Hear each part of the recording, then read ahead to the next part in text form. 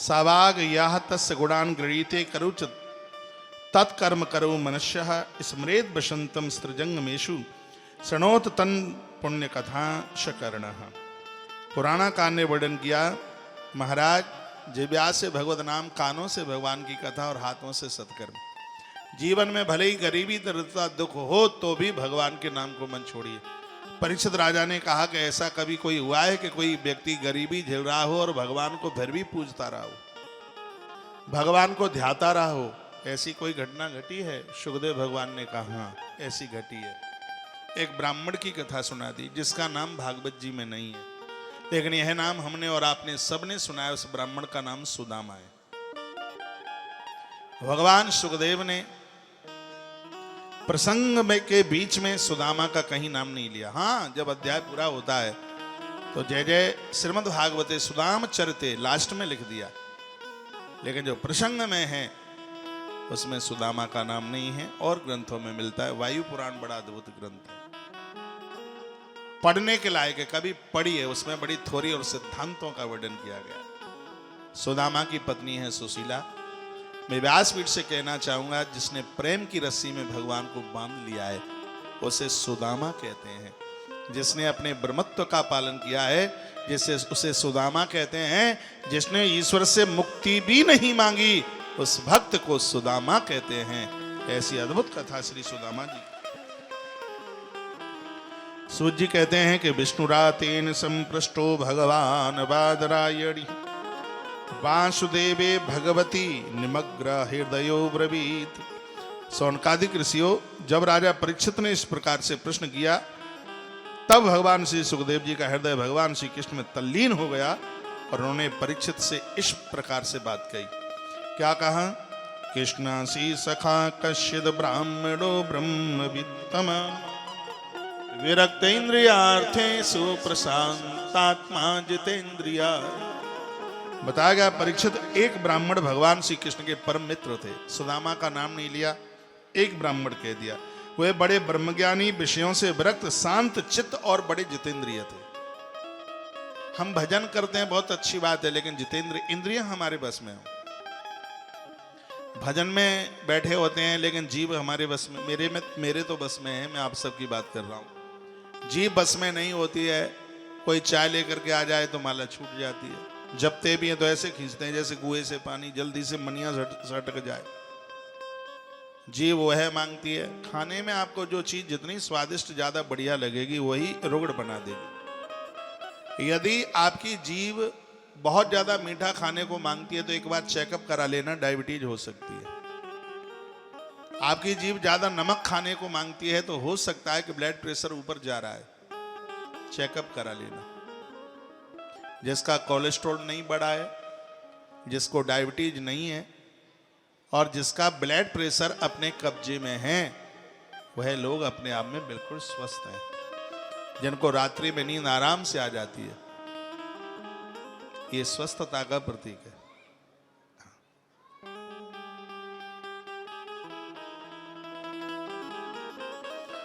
भगवान सुखदेव सावधान करते हैं कि वह ब्राह्मण भगवान श्री कृष्ण के परम मित्र थे, बड़े ब्रह्मज्ञानी, विषयों से उनकी विरक्ति थी, शांत चित्त और जितेंद्रिय थे।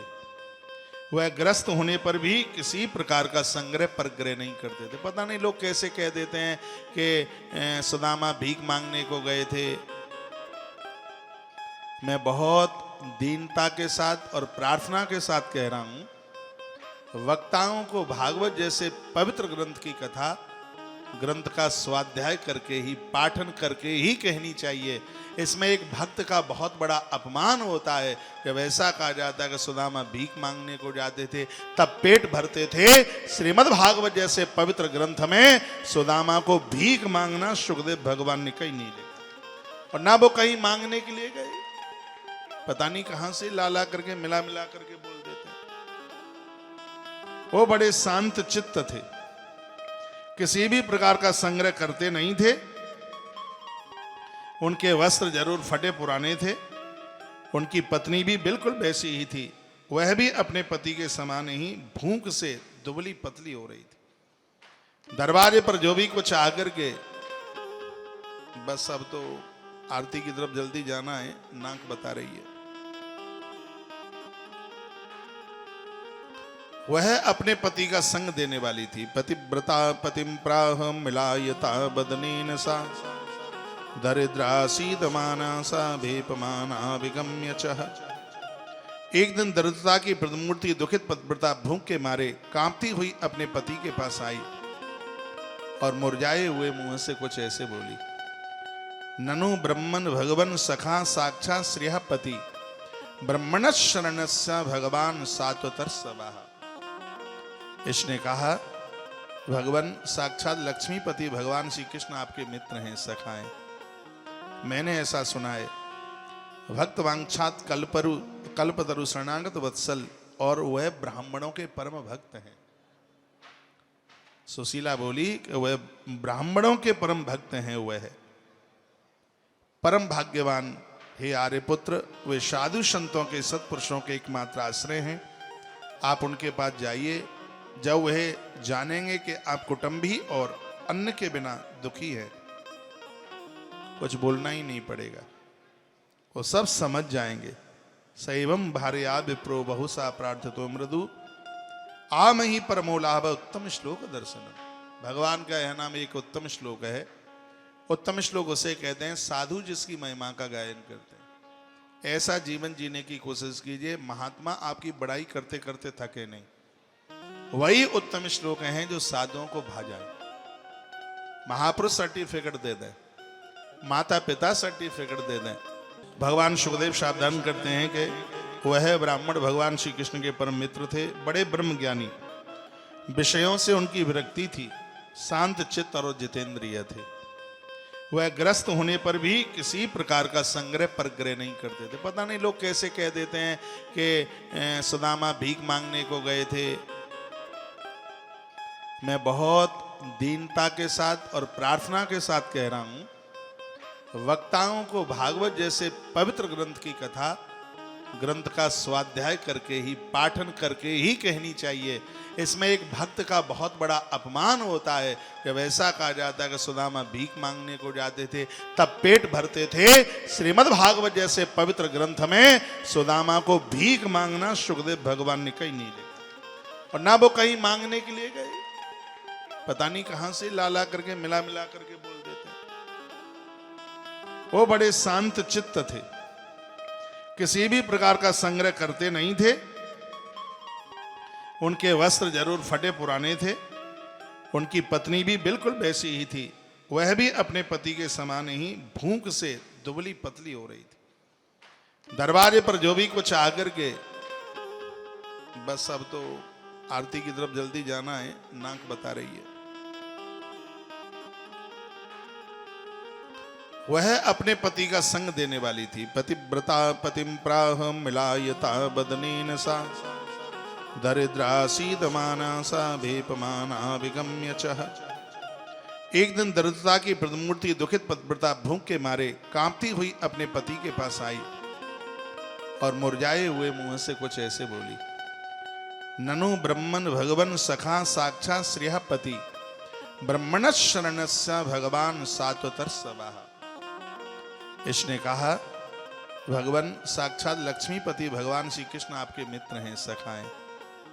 मैंने ऐसा सुना है। भक्त वांछात कल्पतरु शरणागत वत्सल, और वह ब्राह्मणों के परम भक्त हैं। सुशीला बोली कि वह ब्राह्मणों के परम भक्त हैं, वह परम भाग्यवान। हे आर्यपुत्र, वे साधु संतों के सत्पुरुषों के एकमात्र आश्रय हैं। आप उनके पास जाइए। जब वह जानेंगे कि आप कुटुंबी और अन्न के बिना दुखी है, कुछ बोलना ही नहीं पड़ेगा, वो सब समझ जाएंगे। सैवम भार्या विप्रो बहुसा प्रार्थतो मृदु आम ही परमो लाभ उत्तम श्लोक दर्शन। भगवान का यह नाम एक उत्तम श्लोक है। उत्तम श्लोक उसे कहते हैं साधु जिसकी महिमा का गायन करते हैं। ऐसा जीवन जीने की कोशिश कीजिए, महात्मा आपकी बड़ाई करते करते थके नहीं। वही उत्तम श्लोक हैं जो साधुओं को भा जाए। महापुरुष सर्टिफिकेट दे दें, माता पिता सर्टिफिकेट दे दें। समाज का आदमी तो बहुत अच्छा था, ऐसे लोग मरने के बाद भी जिंदे रहते हैं। कुछ लोग जिंदे होने के बाद भी मरे मराए होते हैं। सितारा टूट जाने पर भी आकाश बाकी है, कभी का बुझ चुका दीपक परंतु प्रकाश बाकी है। भले ही मुरझा गया है फूल लेकिन सुवास बाकी है, नहीं है व्यक्त पर उसका अमर इतिहास बाकी है, नहीं है व्यक्त पर उसका अमर इतिहास बाकी। अच्छे लोगों की कभी भी मृत्यु नहीं होती, कभी भी मौत नहीं होती। ऐसा जीवन जिए कि प्रकृति हमें धन्यवाद कह करके पुकारे, और ये सब हमारे कब्जे में, हम चाहें तो ऐसा हो सकता है। आज पत्नी की आंख में आंसू आ गए, उसने कहा एक बार आप द्वारिका चले जाइए। सुदामा जी रो पड़े। सुदामा जी ने कहा सुशीला अभी तक यही सोचता रहा कि सब कोई छोड़ सकते हैं लेकिन पत्नी नहीं छोड़ सकती। मैंने कभी ऐसा सोचा भी नहीं था कि तू मुझे मांगने के लिए भेजेगी। हे सुशीला, मैं मर जाऊंगा लेकिन मित्र के सामने हाथ नहीं फैलाऊंगा। सुदामा बोले। सुशीला कहती है कि वो दरबार ऐसा है जहां मांगना ही नहीं पड़ता, वहां प्रभु अपने आप भगवान सब कुछ समझ लेते हैं। कुचैलम मलिनम छामम दुजम धम संततम देवी परिचरत साक्षात चाम्रव्यजनेन चाह। ब्राह्मण देवता फटे पुराने वस्त्र पहने, जिनकी एक एक हड्डियां गिन ली जाए ऐसी स्थिति थी। सुदामा ने सोचा चलो इस बहाने से उत्तम श्लोक दर्शनम, कम से कम भगवान का दर्शन तो हो जाएगा। एक बात उन्होंने कहा देवी, मित्र के दरवाजे पर भगवान की कथा में गुरुजनों के यहाँ खाली हाथ जाया जाता नहीं है, ससुराल में भी खाली हाथ नहीं जाया जाता। जितने भी दामाद हैं जामाता सुन लो, मैं तो आपको प्रसंग में लौटा करके ला रहा हूं। कथा बड़ी अद्भुत है, छोड़ने का मन होता नहीं है। आज टाइम की बड़ी कमी है, यहाँ और भी एक फंक्शन है, इसलिए मुझे जो टाइम दिया गया है उससे पहले ही मुझे आरती करानी होगी। लेकिन धन्यवाद आप सबका इतना है कि जिधर मैं देखूं उधर आप ही आप दिखाई दे रहे हैं। धूल भी गिरे तो जमीन नहीं मिलेगी धूल को गिरने के लिए, वो भी किसी के कंधे पर या सिर पर गिरेगी। इतना भी गैफ नहीं है परिसर में। आनंद हो रहा है। सुशीला अपने पति को बोली, कहा वो मैं व्यवस्था करती हूँ। वो 4 घरों में गई, 4 घर से 4 मुट्ठी तंदुल चावल लेके आई। गरीबी बहुत थी, कि परमात्मा को कभी भी उलाना नहीं दिया। इतना वस्त्र नहीं था पोटली जिसमें उन चावलों को बांध दिया जाए। उसने अपनी गली हुई साड़ी का एक छोर फाड़ा और उसकी 4 सतहेंगी उसमें चावल बांध दी।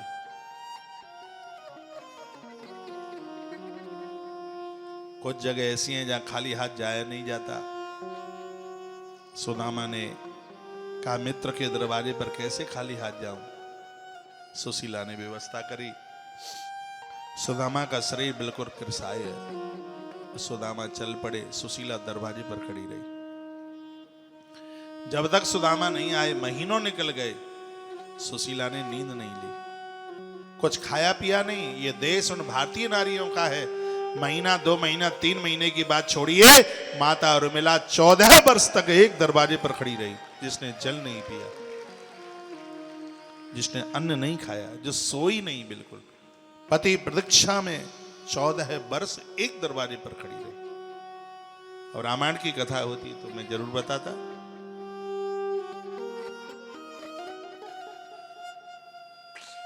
यह भी माता सुशीला लंबे समय तक देहली पर खड़ी रही।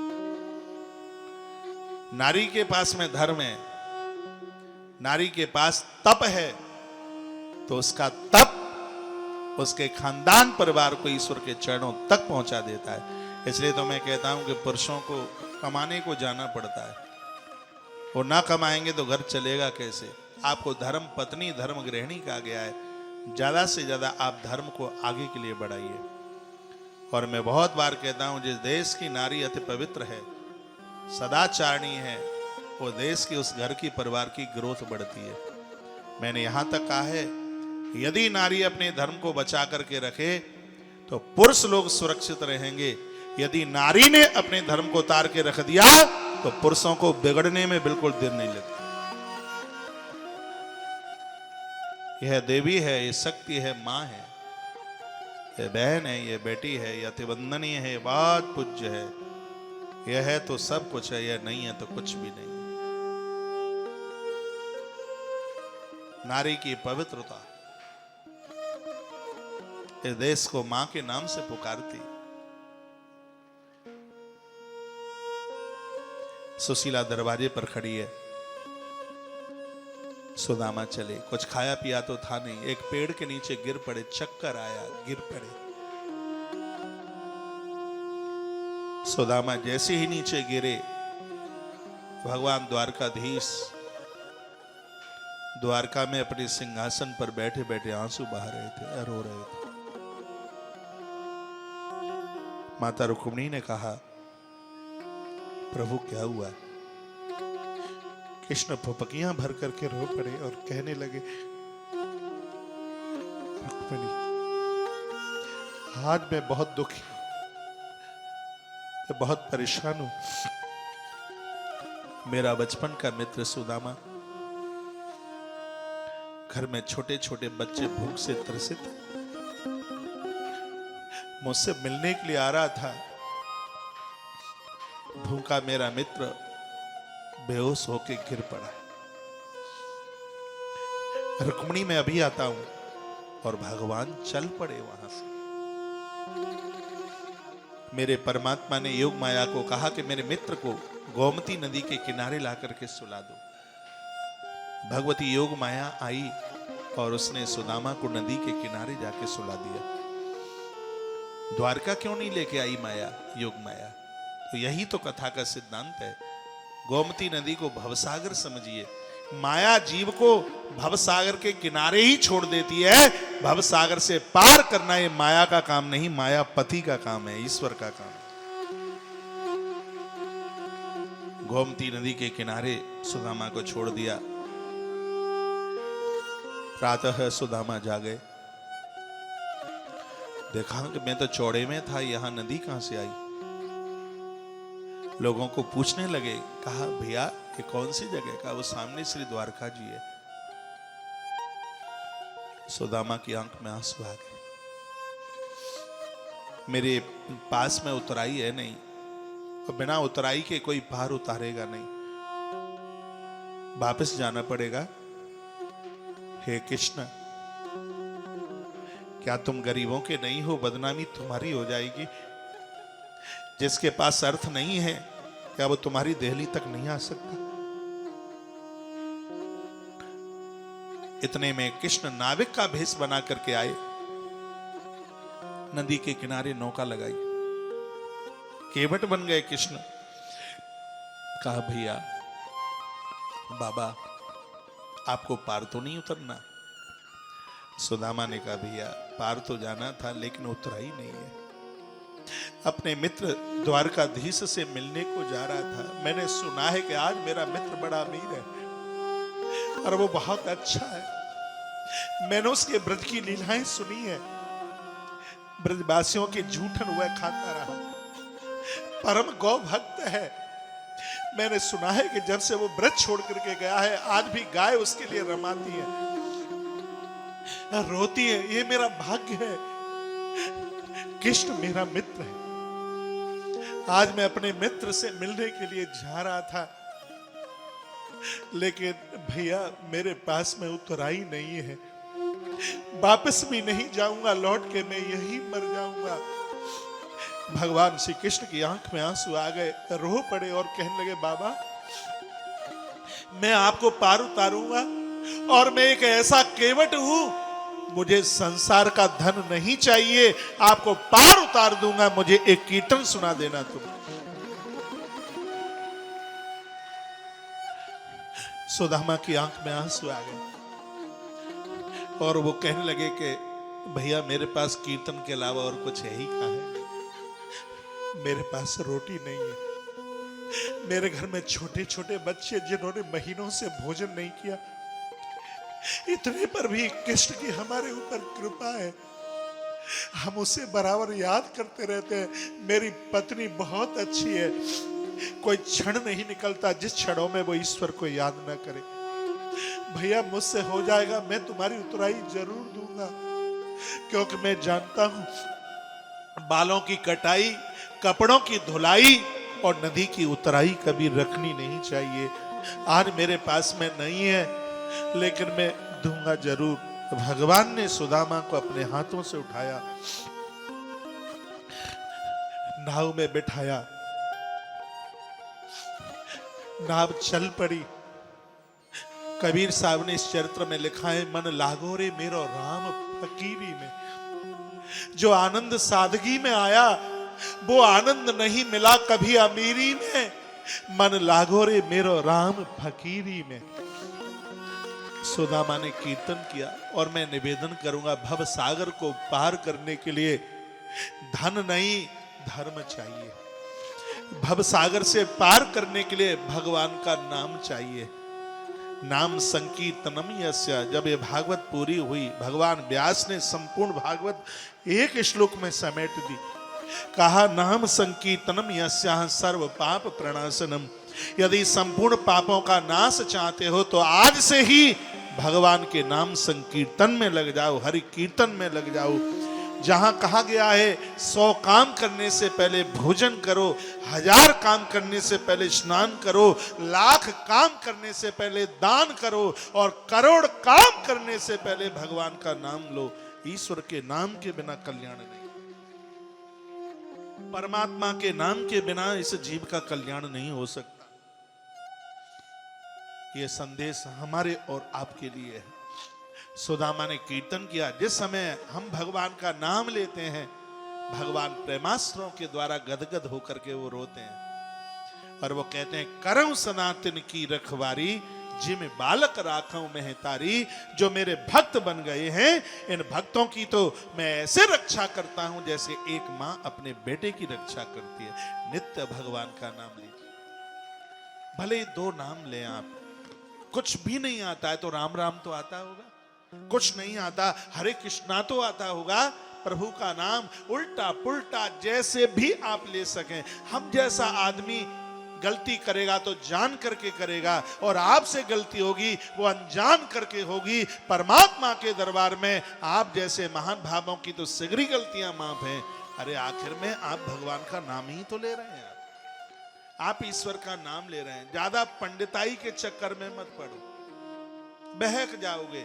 जैसा है वैसे आप बस लेते रहिए, प्रभु को स्मरण करते रहिए। उल्टा भी ले लोगे, वो बड़ा समझदार है, वो अपने आप सीधा कर लेगा। आप नोट जमा करने के लिए जाते हैं बैंक में और वहां कैशियर गड्डी गिनता है, और आपने तो कोई नोट ऊपर लगा दिया, कोई नीचे लगा दिया, किसी का नंबर ऊपर है, किसी का नंबर नीचे है। लेकिन आप देखते हैं वो कैशियर जहां आप जमा कर रहे हैं, उल्टे पुल्टे लगे हुए नोटों को अपने आप सीधा कर लेता है और आपसे लड़ता थोड़ी है। आपसे ये नहीं कहता, अरे तुम कैसे आदमी हो, आते हो तो उल्टे पुल्टे ही नोट करके लेके आ जाते हो, और हमें यहां सीधा करना पड़ता है। जैसे बैंक का कैशियर आपसे लड़ता नहीं है, आपने उल्टा भी नोट लगा दिया है तो अपने आप सीधा कर लेता है। परमात्मा भी यदि आपने कुछ उल्टा पुल्टा भी कर लिया तो उसको वो सीधा कर देता है। बस अंदर छल ना हो, अंदर कपट ना हो, वो बहुत सीधा है। एक बात मैं आपसे निवेदन करूंगा, कितनी भी योग्यता हो, भगवान का नाम नहीं, ईश्वर से नहीं जुड़े तो हमारा जीवन नहीं है बिल्कुल भी। यदि हम भगवान से दूर हैं तो समझ लो कि फिर हमसे नीच नहीं है कोई। आज सुदामा ने हरि नाम संकीर्तन किया, पार हो गए, भगवान चले गए। भगवान ने पार कर दिया, कृष्ण ने। सुदामा द्वारकापुरी पहुंचे। बड़ी बड़ी अट्टालिकाओं को देख करके सुदामा पूछने लगे, भैया मेरा बचपन का मित्र है भगवान कृष्ण, कोई अता पता बता दो। एक द्वारपाल गया। लोग तो कहते हैं कि सुदामा में धक्के दिए, ये किया वो किया।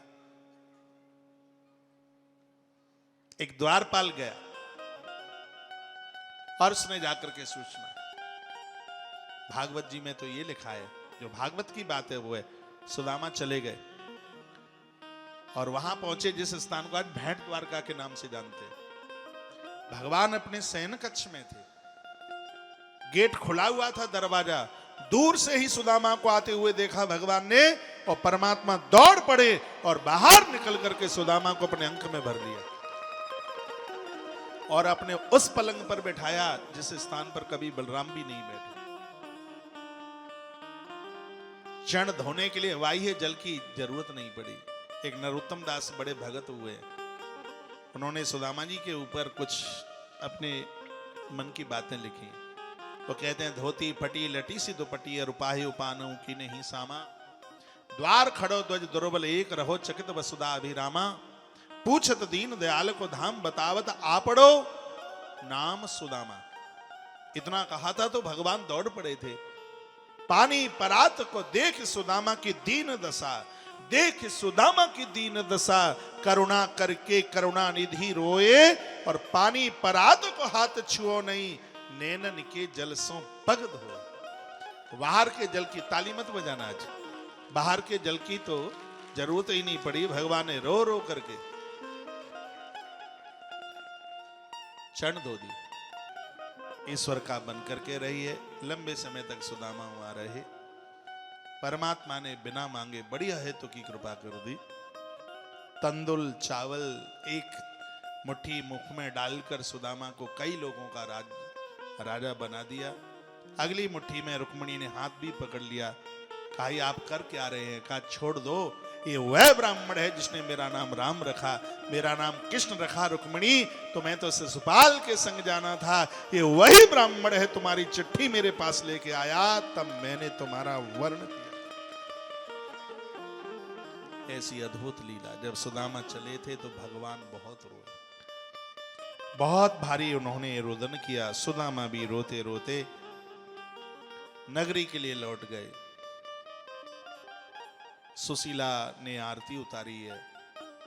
सुदामा ने पूछा, ये सब किसने दिया?